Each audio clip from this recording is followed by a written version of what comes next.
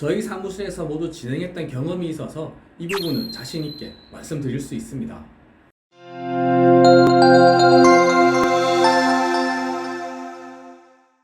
안녕하세요. 노태부 변호사입니다. 최근 댓글로 질문이 하나 올라왔는데요. 질문 먼저 보여드리겠습니다. 10년 전 부도가 나서 외국에 살아서 한국에 재산이 없는데 개인 파산 가능할까요? 라는 질문입니다. 국내에 빚이 있으면서 외국에서 사시는 분들의 경우 정말 많은 사정들이 있으실 겁니다. 오늘은 이렇게 외국에 거주하고 계시는 분들이 개인회생, 개인 파산이 가능할지, 가능하다면 실무에서는 어떠한 점들이 문제되는지, 그리고 몇 번이나 국내에 들어오셔야 하는지 말씀드리려고 합니다. 먼저 외국에서 개인회생, 개인 파산 가능한지에 대한 답을 드리면 가능합니다. 개인회생, 개인 파산 둘 다 가능합니다. 저희 사무실에서 모두 진행했던 경험이 있어서 이 부분은 자신 있게 말씀드릴 수 있습니다. 개인회생과 개인 파산의 조건들은 외국에 거주하고 있다고 해서 별도의 기준이 있지는 않습니다. 국내에 계신 분들과 동일한 조건이 적용되고 조건이 맞다면 개인회생, 개인 파산 다 가능합니다. 다만 국내에 계신 분들과 비교했을 때 어렵고 노력이 많이 들어가는 것은 사실입니다. 저희가 진행을 하면서 가장 어려웠던 점들을 중심으로 말씀드려 보겠습니다. 가장 큰 문제는 자료 전달과 법원 출석입니다. 자료 전달부터 말씀드리겠습니다. 우선 말씀드려야 할 부분이 있는데요. 저희에게 개인회생이나 개인 파산을 맡기셨다고 해서 저희가 의뢰인분들의 서류를 함부로 발급할 수는 없다는 점입니다. 의외로 이 점을 오해하시는 분들이 많은데요. 저희에게 개인회생, 개인 파산을 맡기시면 저희는 법원에 서류를 접수할 때 의뢰인을 대신할 수 있는 겁니다. 의뢰인분들의 서류를 저희가 대신 발급받기 위해서는 인감증명서, 인감도장, 신분증 4본이 필요합니다. 개인회생 파산 신청서에 첨부되어야 하는 가장 기초적인 서류가 부채증명원입니다. 인감증명서, 인감도장, 신분증 4본 이 3종 세트가 있어야 저희가 부채증명원을 대신 발급받을 수 있는 겁니다. 당연히 인감증명서는 본인 발급용이어야 합니다. 이 부채증명원을 발급받는 절차는 매우 중요합니다. 채권이 누락될 수 있기 때문입니다. 만약 채권이 누락되면 복잡한 문제가 발생할 수 있습니다. 개인회생의 경우에는 채권이 누락되면 방법이 없습니다. 개인 파산의 경우에는 면책 확인의소나 청구의소와 같은 소송을 진행해야 합니다. 채권이 누락되지 않기 위해서는 인감증명서, 인감도장, 신분증 4본을 저희에게 주시고 저희가 부채증명원을 발급받을 수 있도록 해주셔야 하는 겁니다. 부채증명원 외에도 다른 서류들도 거의 동일하다고 보시면 됩니다. 이 3종 세트가 꼭 필요합니다. 결국 서류를 준비하기 위해서 신청서 접수 전에 한 번은 들어오셔야 할 가능성이 높습니다. 들어오셔서 인감도장, 인감증명서, 신분증 4본을 저희에게 주셔야 하는 겁니다. 물론 들어오지 않고 진행하실 수도 있습니다. 부채증명원과 다른 서류들을 본인이 직접 발급받아서 주시면 됩니다. 채권자가 누구인지 확실하고 수가 많지 않다면 각 채권사마다 부채증명원, 부채증명서, 채무확인서 등의 이름으로 서류를 발급해주는 절차가 있습니다. 공인인증서는 아마 필요하실 거고요. 본인이 직접 부채증명원을 발급해주시면 저희는 그걸 토대로 개인회생, 개인 파산을 진행할 수 있습니다. 다만 이렇게 하시면 약간의 위험이 있습니다. 좀 전에 말씀드린 대로 채권 누락이 될 수 있는 위험인데요. 채권자 수가 많지 않고 확실하다면 본인이 직접 부채증명원을 발급받아서 주시면 됩니다. 금융기관에서 보통 이메일로 보내주고요. 저희 사무실에서 외국에서 이렇게 진행하신 분도 계십니다. 자, 정리를 해보겠습니다. 서류 관련해서 인감증명서, 인감도장, 신분증 4본 이 3종 세트가 필요한데 이는 저희가 부채증명원을 발급받기 위해서이다. 채권자가 다수이고 채권자가 누구인지 명확하지 않다면 국내에 들어오셔서 이 서류들을 저희에게 주셔야 된다.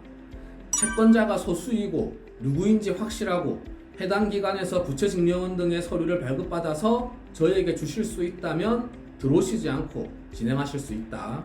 다만 들어오시지 않고 진행하실 경우에는 채권 누락의 위험성이 있다 정도로 정리할 수 있겠습니다. 핵심은 부채증명원입니다. 부채증명원이 있고 채권자 목록 작성이 가능하다면 신청서 접수할 수 있습니다. 다음으로 문제가 많이 되는 자료는 공인인증서입니다. 개인회생, 개인파산 진행할 경우 보증명령이 나오는데요. 계좌 내역이라든지 계좌정보통합관리 서비스 자료를 제출하라고 하는 경우가 많기 때문에 많은 보증명령은 공인인증서가 있으면 해결됩니다. 만약 국내에 들어오셨다면 저희가 공인인증서도 말씀을 드릴 건데요. 공인인증서가 없으시다면 만드시라고 안내해 드릴 겁니다. 그리고 외국에 계시더라도 공인인증서가 있으시다면 저희에게 보내주시면 됩니다.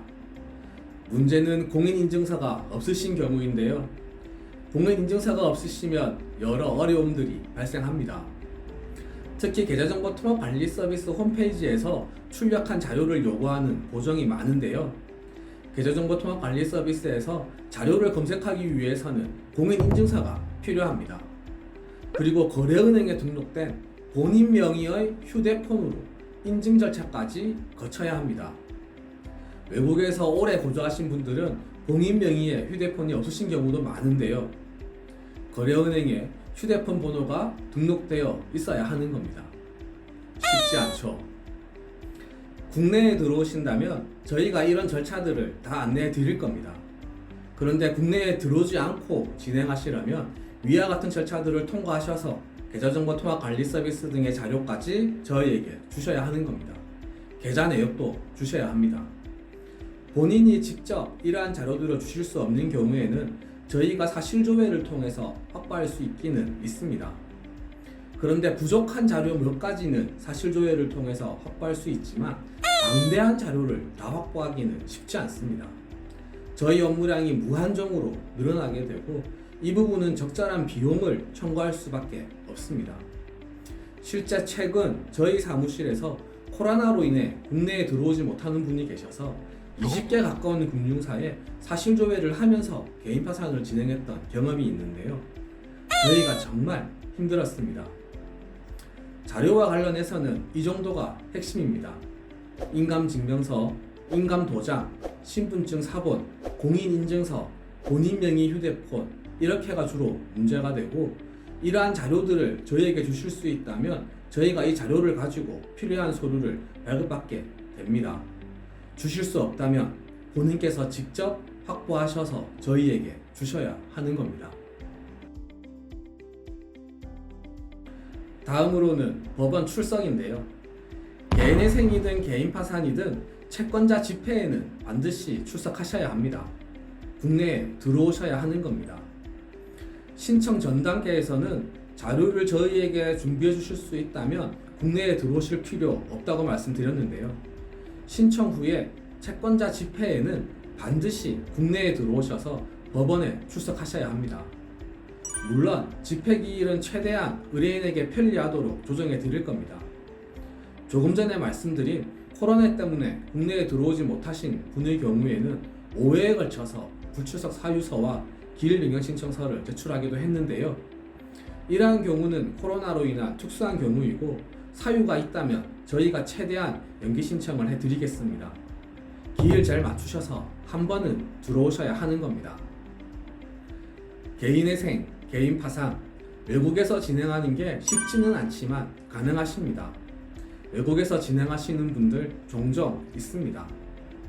오늘 말씀드린 부분은 가장 핵심적인 부분만 말씀드린 겁니다.